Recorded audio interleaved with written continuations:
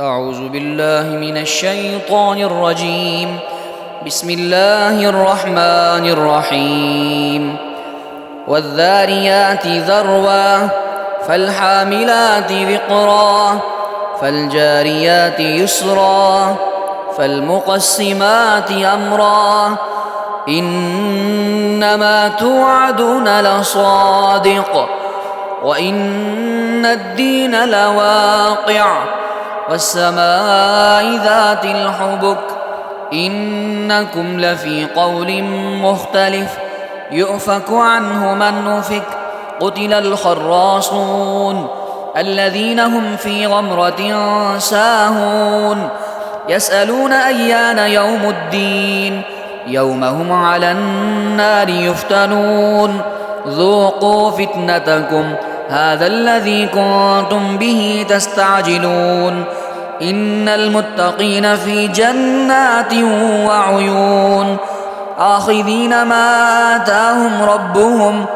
إنهم كانوا قبل ذلك محسنين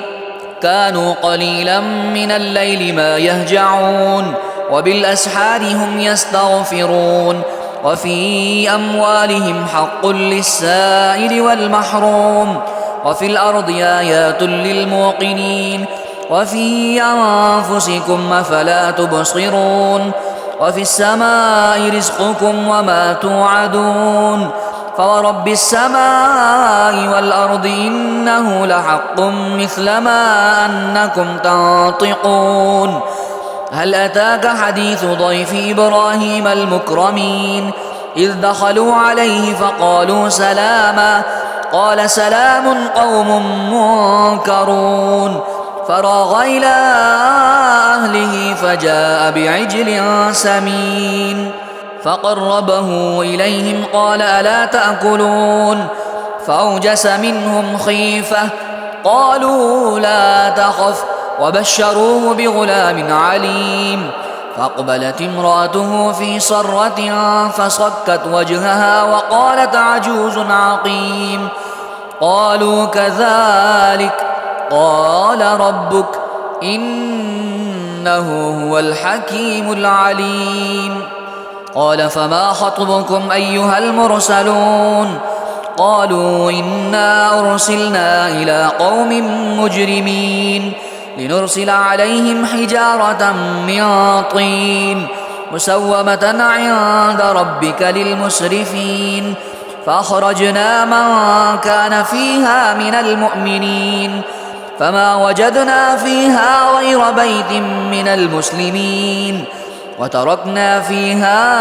آية للذين يخافون العذاب الأليم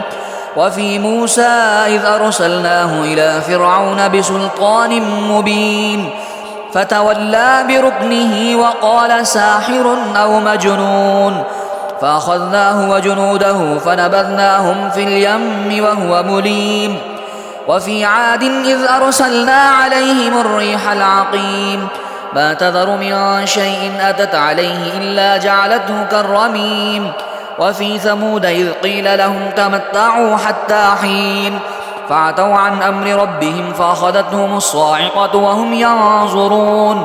فما استطاعوا من قيام وما كانوا منتصرين وقوم نوح من قبل إنهم كانوا قوما فاسقين والسماء بنيناها بأيد وإنا لموسعون والأرض فرشناها فنعم الماهدون ومن كل شيء خلقنا زوجين لعلكم تذكرون ففروا إلى الله إني لكم منه نذير مبين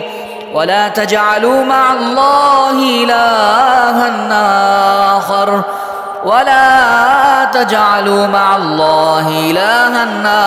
آخر إني لكم منه نذير مبين كذلك ما أتى الذين من قبلهم من رسول إلا قالوا ساحر أو مجنون أتواصوا به بل هم قوم طاغون فتول عنهم فما